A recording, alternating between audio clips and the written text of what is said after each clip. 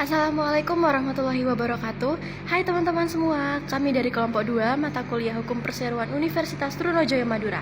Di video kali ini kita bakal bahas bareng tentang prosedur pendirian perseroan terbatas.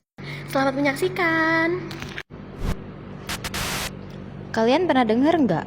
Ada calon pengusaha yang gagal mendirikan PT karena salah langkah. Ada yang nama perusahaannya ditolak, ada yang pendiriannya belum disahkan, dan bahkan izin usahanya nggak keluar.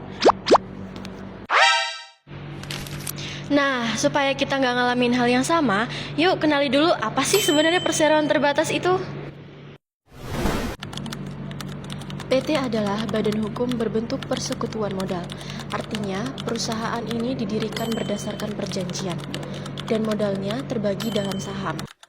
Pemegang saham bertanggung jawab hanya sebesar nilai saham yang dimilikinya.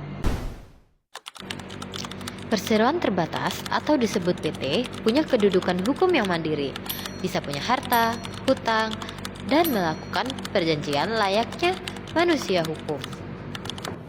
Halo semuanya, kali ini kita bahas tentang syarat pendirian perseroan terbatas setelah diberlakukannya Undang-Undang Cipta Kerja. Yang pertama, sekarang pendirian PT bisa dilakukan oleh satu orang saja sebagai pemegang saham. Artinya, kamu nggak perlu lagi mencari rekan untuk mendirikan perusahaan. Yang kedua, modalnya lebih fleksibel, tidak ada lagi batas minimal modal. Proses pendirian pun jadi otomatis sah setelah bukti pendaftaran diterbitkan. Selanjutnya, tanda daftar perusahaan sekarang diganti dengan nomor induk berusaha yang telah diterbitkan melalui sistem OSS. Lalu, perizinan usaha kini berbasis resiko. Artinya, semakin rendah resikonya, semakin mudah proses perizinannya. Yang terakhir, untuk PT perorangan, dokumen lingkungan AMDAL kini digantikan oleh SPPL. Hal ini tentu makin memudahkan pelaku usaha mikro dan kecil untuk berkembang. Pembahasan yang selanjutnya adalah prosedur-prosedur pendirian perseroan terbatas. Yang pertama, pengajuan nama perseroan terbatas. Langkah pertama adalah mengajukan nama perseroan melalui sistem Kemenkumham. Yang kedua, pembuatan akta notaris.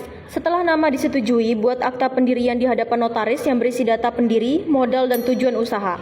Yang ketiga, mengurus SKDP. Selanjutnya, urus SKDP di kantor kelurahan atau kecamatan sesuai lokasi usahamu. Yang keempat, mendaftarkan NPWP di kantor pajak. Langkah ini penting agar perusahaanmu memiliki identitas resmi dalam administrasi perpajakan. Yang kelima, pengesahan dari Kemenkumham. Setelah semua dokumen lengkap, Kemenkumham akan mengesahkan badan hukum PT-mu sehingga memiliki kekuatan hukum yang tetap. Yang keenam, mengurus SIUP dan NIB lewat OSS. Melalui sistem online single submission atau OSS, kamu bisa memperoleh izin usaha dan nomor induk berusaha secara digital. Yang ketujuh, mendaftarkan TDP. Kemudian, daftarkan TDP sebagai bukti legalitas usaha di bidang perdagangan. Yang kedelapan, diumumkan dalam BNRI. Terakhir, hasil pendirian PT akan diumumkan dalam Berita Negara Republik Indonesia sebagai pengumuman resmi bagi publik. Nah, jadi teman-teman, pendirian PT itu bukan sekedar formalitas, tapi langkah penting untuk melindungi usaha dan membangun kepercayaan hukum. Dengan paham prosedurnya, kita bisa mulai bisnis dengan dasar yang kuat dan sah. Terima kasih sudah menonton videonya, semoga bermanfaat dan sampai jumpa di video berikutnya.